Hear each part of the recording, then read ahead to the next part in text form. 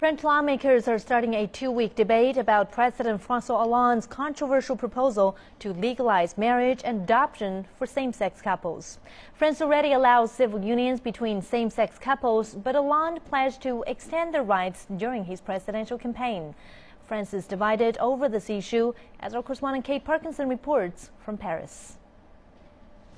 Over 100,000 people marched through Paris this weekend in support of President Hollande's Marriage for All bill. But opposition rallies have also attracted big crowds. Dubbed the Demo for All, an anti-gay marriage protest 2 weeks earlier brought over 300,000 people onto the streets. A charismatic comedian known by the moniker Frigide Barjot is leading the opposition campaign. She says legalizing adoption and assisted reproduction for same-sex couples is dividing the nation. These people will be having children with medical assistance and using surrogates for homosexual couples. They are going to use the body of a woman who is not loved by either of them. We think this is a major problem. This is the issue that is dividing French people. Isn't it divisive? They want to give their opinion, but do we have to accept this for our society? Are we going to manufacture people in this way?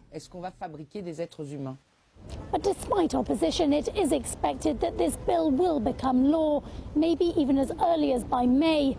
The Socialists have an effective majority in both houses of Parliament, and it's likely President Hollande and his government will manage to defeat any attempts by the opposition to kill or amend the bill. A recent poll shows 63% of people support the legalization of same-sex marriage. On the issue of adoption, the nation is split, with 49% in favour. But campaigners say they are confident the reforms will be approved. We are very happy because it seems that we are in the last line, I would say. For me, it's really historically very important. Not only for the homosexual rights, but for human rights. Because you do not have a lot of occasion to improve or to make advance the human rights in all the countries.